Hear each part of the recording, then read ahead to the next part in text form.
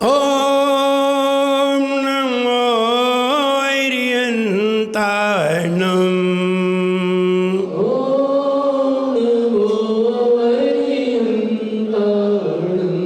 ओम नमो सिद्धाणं।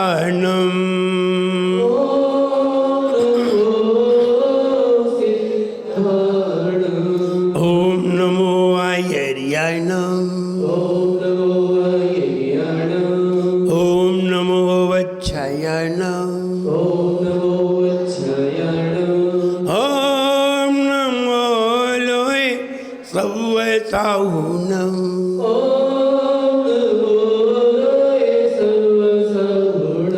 जोड़े एक खजाना श्री आदिनाथ भगवान की, एक खजाना श्री महावीर भगवान की, परम पूज्याचार्य गुरुवर श्री विराग सागर जी गुरुदेव की, अहिंसामयी जैन धर्म की। बड़े परम पूज्य चरणाचार्य भगवान गुरुवर श्री विनम्र सागर जी गुरुदेव की, समस्त आचार्य संघ की। ज्यादा करके कम पाए, ज्यादा करके कम पाए, कम करके ज्यादा पाए, ज्यादा करके कम पाए, कम करके ज्यादा पाए। कई जगह ये दिख जाए, कई जगह ये दिख जाए, कई जगह ये दिख जाए, कई जगह ये दिख जाए। पुण्य पाप का खेल यहाँ, पुण्य पाप का खेल यहाँ, कहते हैं गुरुदेव यहाँ। पुण्य पाप पाप का खेल यहाँ, कहते हैं गुरुदेव यहाँ। कर्मों के फल को हो, कर्मों के फल को भव में सब पाए रे। जीवन है पानी की बूंद, कब मिट जाए। ओ जीवन है पानी की बूंद, कब मिट जाए। होनी अनहोनी हो, होनी अनहोनी कब क्या घट जाए रे। जीवन है पानी की बूंद, कब मिट जाए। ओ जीवन है पानी की बूंद, कब मिट जाए। कभी कभी हम ज़्यादा करते हैं और हमें कम मिलता है, कभी कभी हम बहुत कम करते हैं और हमें बहुत मिलता है, कभी कभी हम कुछ भी नहीं करते और बहुत कुछ मिलता है, और कभी कभी हम करते ही रहते हैं तब भी कुछ नहीं पाते। सबके अलग अलग दृष्टांत है, सबको अलग अलग तरीके से समझना चाहिए। हमारे करने से फल मिले ये जरूरी नहीं है। दो तरह के काम होते हैं, एक डेली बेसिस और एक मंथली पे। डेली बेसिस आज किया आज मिलेगा, सवेरे से शाम तक करो, शाम को अपने लेकर के निपटो, डेली बेसिस। और मंथली पे एक महीने करो तभी 1 तारीख को मिलेगा। कर्म का हिसाब मंथली पे है, धर्म का हिसाब डेली बेसिस है। धर्म का फल आज का आज है।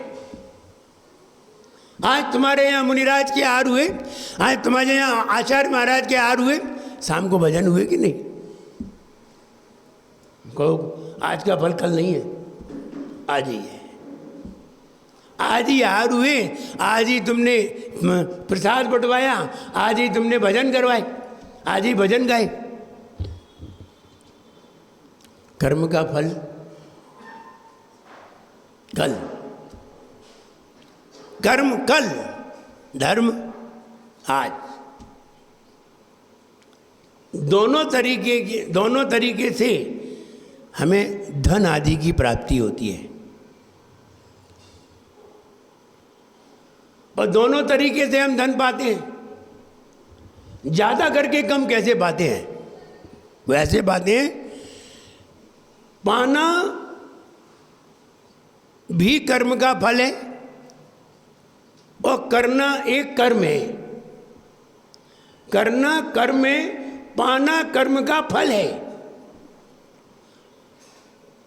करने का फल आज ही मिले ऐसा नहीं है। आप मंथली पे वाली हैं, आप डेली वेजेस वाली नहीं है, मंथली पे वाली है। तो मंथली पे वाले हैं तो आप 1 महीने का इंतजार करिए, और 1 महीने का इंतजार करना ही पड़ेगा। ऐसे ही आज के कर्म का फल आज नहीं मिल सकता, क्योंकि ऐसे कर्म बहुत कम हैं जिनका उदय अंतर मुहूर्त में आ जाता है, और ऐसे कर्म भी हैं जिनका उदय 376 मिनट के बाद आता है, और ऐसे कर्म भी हैं जिनका उदय 500 मिनट के बाद आता है, और ऐसे भी कर्म हैं जिनका उदय 1000 वर्ष के बाद आता है, और ऐसे भी कर्म के उदय हैं जिनका उदय 5000 वर्ष के बाद आता है, 7000 वर्ष के बाद आता है। इससे ज़्यादा नहीं आता। 7000 वर्ष के बाद तो आ ही जाता है। कोई सा भी कर्म हो 7000 वर्ष में तो निपट ही जाएगा, आ ही जाएगा। और कम से कम इतना है कि आज करो 1 घंटे बाद उदय में आता है। ऐसा भी है, किया 1 घंटे बाद उदय में आ गया। ऐसा भी है। ऐसा भी दंड है कि अभी अपराध किया आज ही फल है, और आज अपराध किया 1 साल बाद फल है। तारीख पे तारीख लग रही है, और आज किया को 10 साल बाद निपटे। ऐसा भी है। और ऐसा भी है कि आप कर्म कर दो, कोई अपराध कर दो और आप मर जाओ, उसके बाद सजा हो। हाँ, ऐसा भी है। अब सजा किसे दें? अब अगले भव में सजा मिलेगी। यहाँ तो सजा देने से रह गए क्योंकि शारीरिक है, लेकिन वहाँ कर्म की सजा तो अगले जन्म में भी है। इस जन्म में ना सही, अगले भव में मिलता है। यहाँ नहीं मिल पाया तो वहाँ मिलेगा। इसलिए कभी कभी हम ज़्यादा करते हैं और कम मिलता है, और कभी कभी कम करते हैं। तो पूर्व का तो पुण्य का उदय है, पूर्व में तो मिलना है। पूर्व से तो तुम्हारी लॉटरी खुल गई और किया तुमने कुछ नहीं, और पूर्व की लॉटरी खुल गई, पहले तुमने ली थी, फल मिल गया कि नहीं? ऐसे समझिए। 2 साल का पेमेंट आपकी सर्विस का रुका हुआ था। 2 साल का पेमेंट, और 2 साल से आप सर्विस पे भी नहीं जा रहे थे, पेमेंट रुका हुआ था। अचानक 1 महीने बाद सर्विस पे गए और 2 साल का पेमेंट मिल गया। मेहनत कम, फल ज़्यादा। फल पुराना, मेहनत नई। तो नई मेहनत तो कम थी, लेकिन फल ज़्यादा था। पूर्व का फल कम है और मेहनत ज़्यादा है, तो मेहनत ज़्यादा हुई और फल कम हुआ। और कभी कभी कोई लोग मेहनत भी नहीं करते और फल ही फल पाते हैं। भरे पड़े हैं धन, कोई कमी ही नहीं है। राजा के यहाँ उत्पन्न हुए, राजशाही में उत्पन्न हुए, तुमने कभी यही नहीं देखा कि काम किया जाता है। तुम्हारे शरीर से कभी 2 बूंद पसीना भी नहीं निकला, और तुम्हारी पूरी जिंदगी आराम से गुजर रही है। तुमने कभी कमाना नहीं सीखा, और तुम कभी व्यापार करना नहीं जानते, व्यापार किया नहीं, और फिर भी हमारे पास अपार धन है। किया कुछ नहीं है सब, ये सब पहले का है। आप महाराज बन जाइए, संयमी बन जाइए, देशव्रती बन जाइए, महाव्रती बन जाइए, कुछ मत करिए, सिर्फ भगवान की जाप करते रहिए। अगले भव में आपका राजा बनना तय है। जितने भी मुनिराज होते हैं, जितने भी ये राजा बनते हैं, राजा महाराजा बड़े बड़े लोग होते हैं, ये सब मुनि बन के जाते हैं। चक्रवर्ती, नारायण, बद्रीनारायण, बलभद्र, तीर्थंकर, कामदेव, सब मुनिराज बन के जाते हैं। ये 63 सलाह का पुरुष हैं, ये साधारण नहीं है, राजा हैं। ये सब मुनिराज बन के जाते हैं। मुनि बने बिना इनमें कहीं एंट्री है ही नहीं। ऐसा हो सकता है आप कई बार मुनि बने हो और फिर आप जाके चक्रवर्ती बने, ऐसा हो सकता है। ऐसा हो सकता है कई बार मुनि बने हो, उसके बाद आप तीर्थंकर बने, ऐसा हो सकता है। लेकिन बिना मुनि बने इनमें कहीं भी किसी का नाम नहीं आ सकता। सब मुनि बन के ही जाते हैं। और कहते हैं जो मुनि बनते हैं उनका भविष्य अपार धन साम्राज्य से युक्त है। अपार धन वे गिन भी नहीं सकते, पता भी नहीं कर सकते कि कितना धन है। क्योंकि हमने एक बार बताया था, एक बार की सामायिक में करोड़ों की संपदा उत्पन्न हो जाती है। लेकिन फिर भी मुनिराज उससे कोई सरोकार नहीं रखते। और जो मुनिराज श्रेष्ठ भावना न करते हुए मुनिराज बनते हैं, वे करोड़ों की संपदा में फिर फंस जाते हैं और फिर उसी में उलझ जाते हैं। लेकिन जो शुद्ध भावना रखते हैं, उनके मन में करोड़ों क्या सारी दुनिया की संपदा भी उन्हें असर नहीं कर पाती और किसी को कर जाती है। दो तरह के मुनिराज होते हैं। एक वे मुनिराज होते हैं जो भिन्न दशपूर्वी होते हैं, एक वे मुनिराज होते हैं जो अभिन्न दशपूर्वी होते हैं। भिन्न दशपूर्वी अभिन्न दशपूर्वी में ये अंतर है, इनको 700 विद्याएं प्राप्त हो जाती हैं। 700 लघु और 500 700 लघु और 500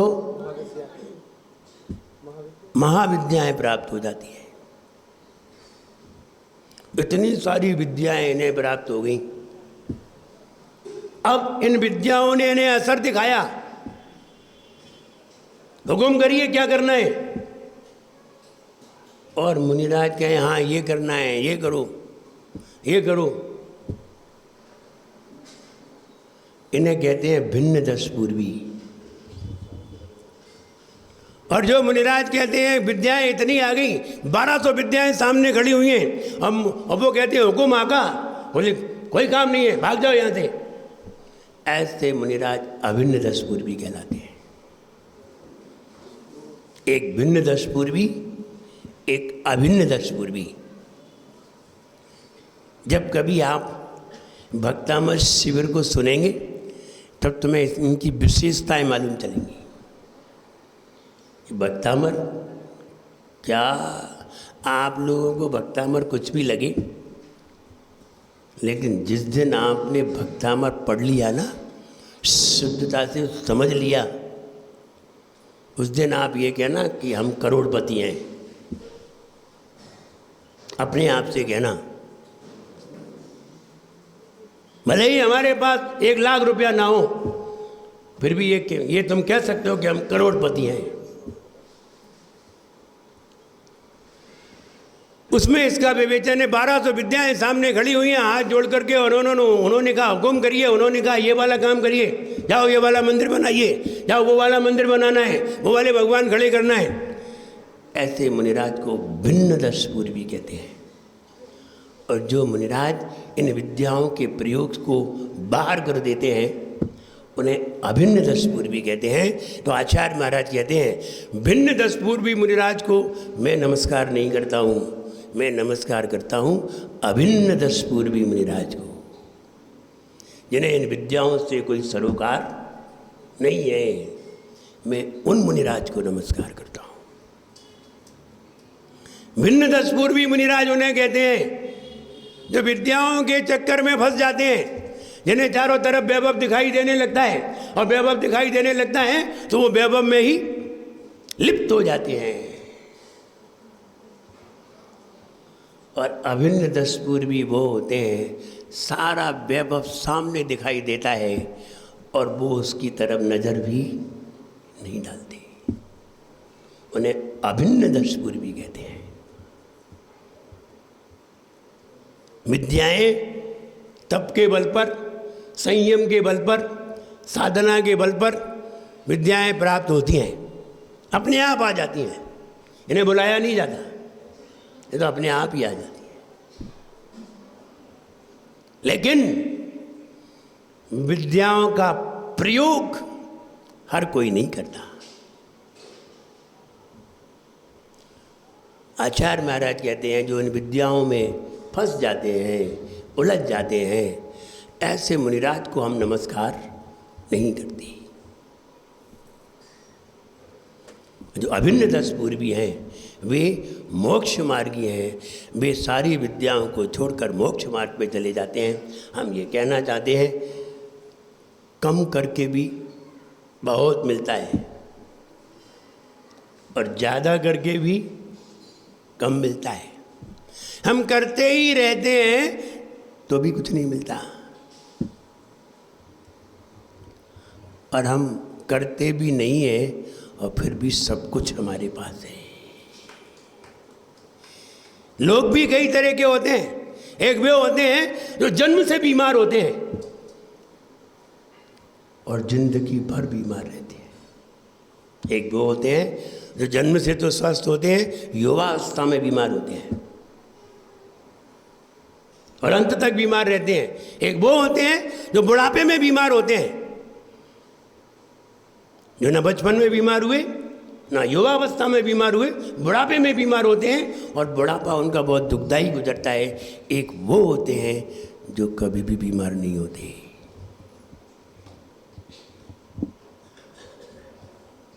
ये चारों लोग कैसे होते हैं? चारों लोगों की अलग अलग दशा है। बीमार नहीं होते। क्यों बीमार नहीं होते?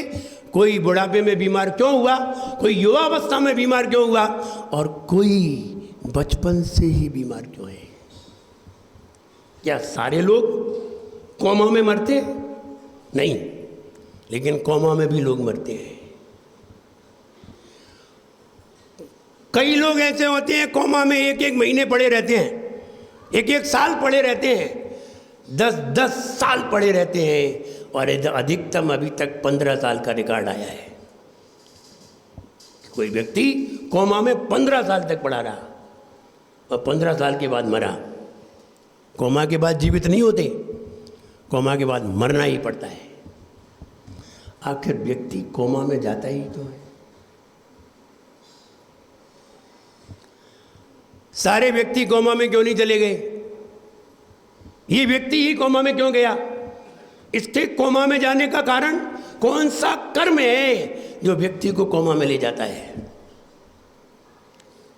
और कौन सा कर्म है जो व्यक्ति को जीवन भर स्वस्थ बनाता है? ये बोलिए महावीर भगवान ने की। कल 9:30 बजे